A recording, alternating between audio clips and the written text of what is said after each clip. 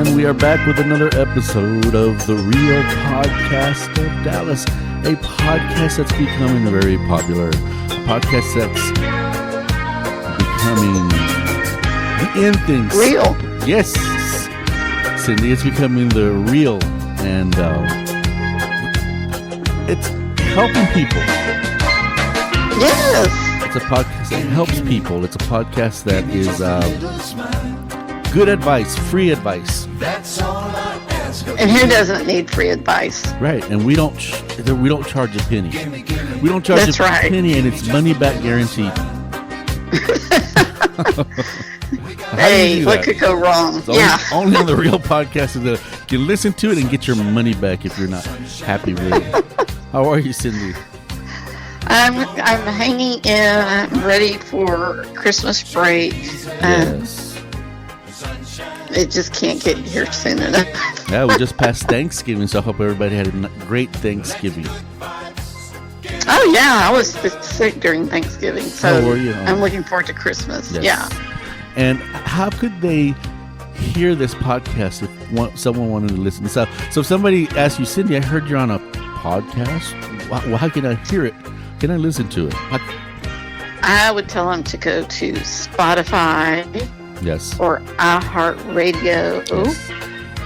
Or Facebook. Or YouTube. Yes. I would tell them to just open the internet. Yes. And start searching. You know, it's like, remember when you would read a book? For those of you that don't read books, you read online. Remember when you used to lick your fingers and flip the pages? Oh, yeah. Do that with when you're searching for it. Lick your finger and just search. Yeah. All right. There you go. And put your spectacles on so you look really cool. Yeah. And people are going to look at you and you're going to be licking your fingers as you're flipping the pages through the internet. Yes. Right. And they'll say, what are you doing? That's disgusting. And you'll say, I am reading. I am looking for the Real Podcast of Dallas. Because I want information. I want something that's going to help me be better. Think better. That's right. Yes. And there'll be time for you to do that over Christmas break. So everybody should tune in. Yes, and because Christmas is a time of sometimes it's time for family drama and all kinds of exciting chapters that you may not, choose to want to repeat. So let's talk. Yeah. You got to learn from your mistakes.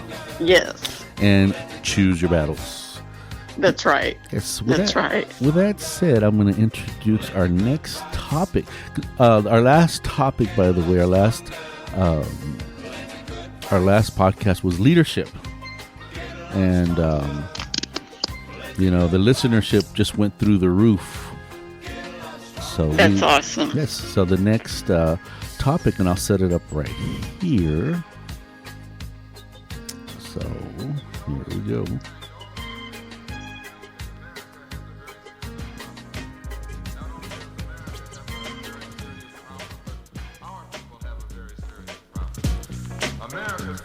And you can't hear the music, but you'll hear it. No, I can't. But you'll hear it when we upload this. It's called. Awesome. Our topic is self-destruction. Self-destruction. Yeah, some of us have a gift for that. Yes. Self-destruction, and I was thinking of this topic when I was talking to Maria. Maria, hello, how are you? We miss you. Hi, Maria. And we're going to do this topic in Spanish, and then we'll follow it up with another positive topic. This one's self-destruction. I think it's important because I think we're getting to a point again where we're seeing violence with youth committing violence with each other. It goes in phases. I haven't seen violence like this, and I'm seeing it. Well, I'm hearing about it in the Dallas area where you're at. I'm in area 51 and a half, so I don't. That's right. I'm in a secluded area, but I'm hearing. Well, I don't think it's just with each other. I think it's people are being violent with themselves as well. Yes, yes. There's that to consider. Yes. So because it's self-destruction, and that's why I was, and I'm glad you said that, because when you cause violence and when you're violent towards other people, you're violent towards yourself first. Your thoughts are destructive towards yourself first. Absolutely. So when you think of self-destruction, or when you see self-destruction, or when you talk to somebody about being self-destructive, what do you see, Cindy, or what advice do you give? Well, I think it's, everybody has their own language, but I really think it's, it really speaks to the person and what's going on in their inner world. Why is it that they always, give in and ruin their diet, or they, don't meet their goals, or they sabotage every best laid plan or best intention that they have? There's a reason you keep doing that, and that answer is within yourself, but it takes a lot of exploring. It takes a lot of time to figure that out. Whether it's, giving into your addictions, right? Giving into your, whatever your perversions are. I mean, food can be that too. Right. Whether it's, repeatedly associating yourself with partners and friends who treat you poorly and tear you down, yes, and yet you keep choosing to associate with those same people. Why are you self-destructive? Is it because you don't think you're worthy? You're looking for some kind of entertainment and distraction? What's going on? Right. And what's the root cause? Just trying to find what is that root cause. Right. Yes, and for those of you, because some people find it hard to be alone with themselves. I mean, I think we've said that many times. If you cannot be alone with yourself, yes, then you need to explore that as well. Yes, and we talked about that on the alone episode, and the individual self. And these are topics that, we talk about over and over. And, I love listening to the old episodes of these podcasts because they're always timely. And these are topics that should be discussed regularly. You're talking about a lack of self-discipline. Yeah. And, when you're not disciplined and you can't self-discipline, it's easier to lose control. It's easier to indulge. It's easier because you're feeling that empty. And if there's a trauma there, it only takes it to a higher level. Mm-hmm. So you catch yourself being more obsessive and indulging and overindulging. And that makes it difficult. Then you start the self-reflecting that I don't feel good about myself anymore, or you become the trauma. If you were abused physically, emotionally, or sexually, you become that condition. So I became the abused. So it's kind of a that starts a self-destructing mentality. Yeah, it's a pattern. You start a pattern, and then you become comfortable with that pattern, and you don't know how to change it because it's a habit. Habits are hard to break. Habits are they become an integrated part of you, right? And we rely on that for some level of comfort, whether it's a healthy habit or not, right? It's hard to change. Yes, and they do become habits. The self-destructive pattern becomes a habit. If you're in school and you start off with bad habits, not taking it seriously, or not going to bed early, not eating 3 meals a day, which is always what we advise.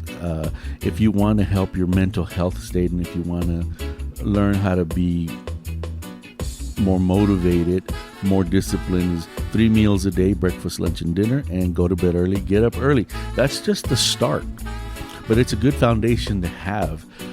Because it's easier to manage those uncontrollable feelings. Yes. Foundation's important. Yes. It's what you build upon. Yeah. But it's very difficult. And I've said this in the past that, you can have as much counseling, therapy, you could have as much working out, you can have a different attitude for a moment, but if you're not balanced with breakfast, lunch, discipline, sleep is very important. You will be out of sorts, because when you talk about disciplining yourself, it starts with a foundation of rest. Oh, it does. It starts with a foundation of rest, and I don't think people get that enough. Well, yeah, people so often become desensitized to when they're not rested. Right. You know, they acclimate to being exhausted all the time. Yes. And that becomes your norm. Yes. And you don't recognize your feelings. Now, when you come out of trauma, whatever your trauma was, you become different in a sense. Your mind is different. Your body responds differently. And you've got to recognize that, because you may overreact and underreact. So you become an overreactor, underreactor. Go ahead. Because it's overwhelming. It overwhelms your whole system. And so it's learning how to stop and take a breath and reflect. Right. But it's that's the hardest part with it is with that trauma. And I brought up overreacting, underreacting, because believe it or not, people that are having, and I say people, like the people that are listening, if you're listening and you have that self-destructive habits, if you're having self-destructing habits, thoughts, maybe you're not there with the violence, maybe you're not physically hurting yourself, or maybe you're not hurting others, but your thoughts are there. Maybe your feelings get hurt, or you don't respond. Maybe you don't respond anymore. Maybe you don't care anymore. So overreacting, underreacting, I mention it because it's how do I say it? When you get to that point, you basically are not responding appropriately to feelings. So you may catch yourself becoming volatile to being ignored. Volatile for somebody looking at you a certain way, or you misinterpret something, or maybe they are saying something directly to you. Maybe they're being assertive, and you take it as if they're being aggressive. But if you cannot... you become overly sensitive and paranoid, because you don't understand how to feel at that moment.